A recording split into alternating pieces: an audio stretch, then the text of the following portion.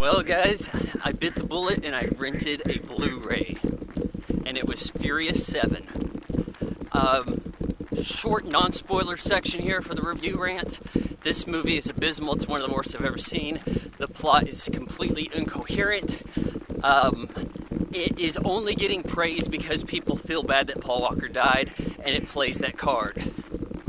So let's get into what the movie's about and the spoilers, okay? Okay. So we are finally linking up the Furious movies in the most terrible way possible, I suppose. We're starting out, it's race wars in the desert. Dom and Letty are driving. Letty's like, I don't remember anything. Remember that? So he shows her race wars, and he's like, we started this. And I'm like, hey, it's race wars. He says, wait, race wars. I'm like, yay, I remember that. Nostalgia. He goes into a race. Letty's gonna drive his Charger, and he's like, keep it below 9,000 RPM. The guy's gonna blow his engine. Yeah, that was a terrible Vin Diesel.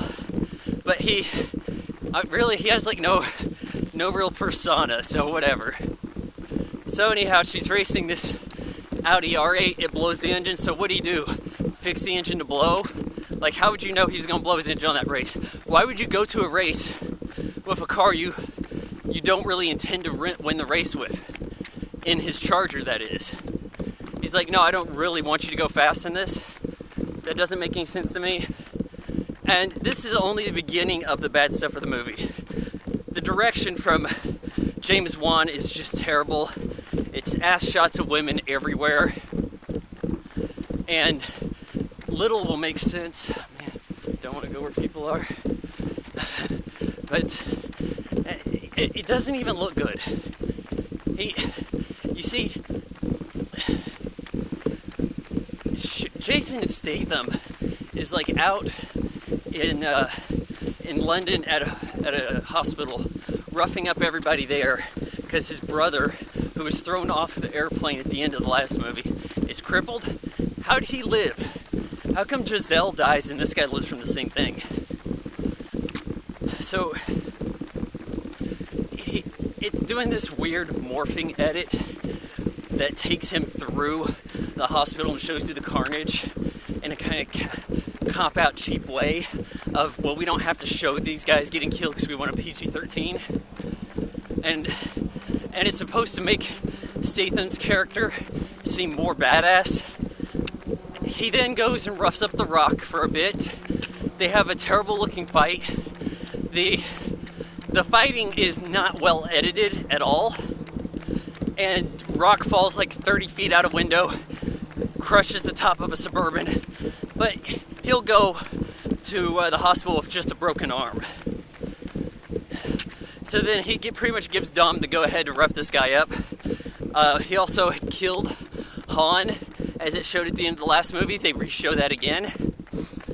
And also calls up Dom, and he's like, Dominic Toretto, you don't know me, but you're about to. Blows up the house. We're dealing with Brian. He has a kid now, Jack, with Jordana Brewster's character Mia.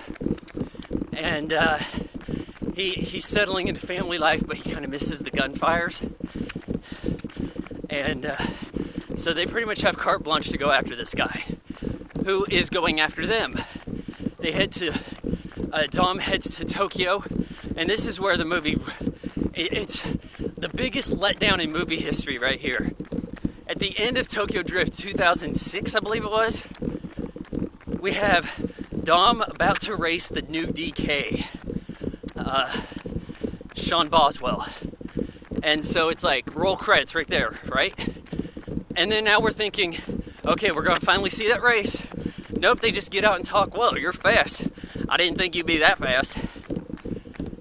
Who said American muscle can't drift? Damn, I need to work on a Vin Diesel. So, they just have a talk.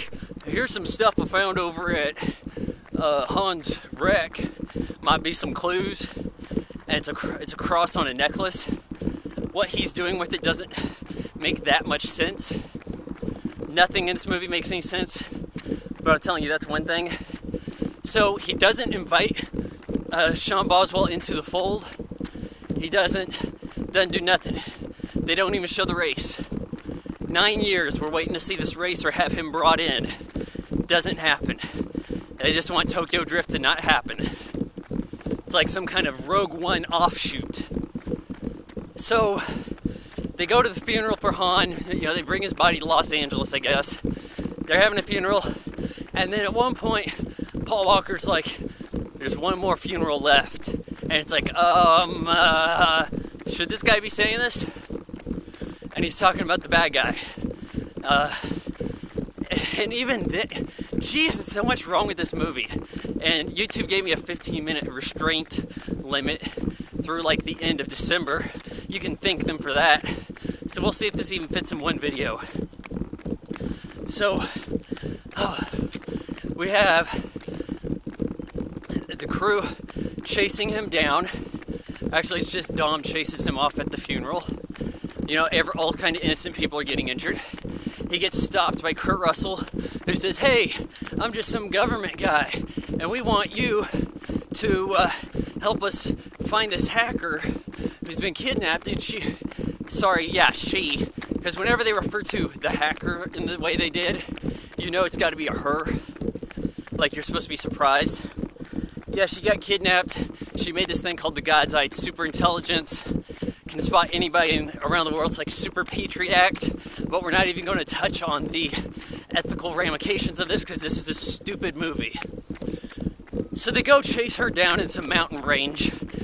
They parachute cars in, and they get into a bit of an action sequence. And what does this have to do with the revenge of the movie? And it's weird because Paul Walker's alive during the planning stuff. Like, he's there. So how, if he had stayed alive, how would all of this have fit in? It doesn't make any sense. They're looking for a device under the pretense that Kurt Russell says, "If you get this device back for us, we'll let you use it to find Jason Statham." And I'm like, Jason Statham's looking for these guys. You lay a trap for him. Why do you need to go find him?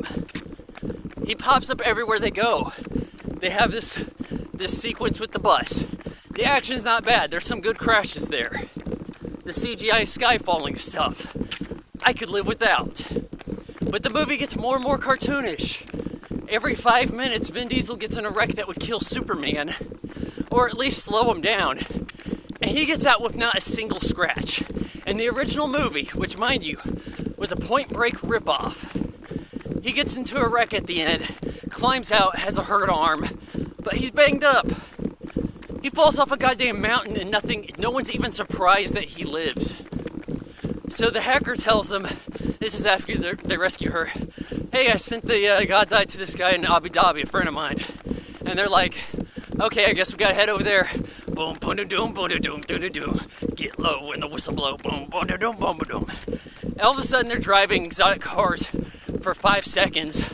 Pull up. The guy says, "Hey, I know you gave me that device for safekeeping, but I sold it to a prince who's added it to his exotic sports car that's bulletproof." I'm like, that. First of all, what kind of friend are you? Second, super tracking device with facial recognition makes a car faster. How? God damn it, this is stupid. I'm gonna give you more of it in part 2.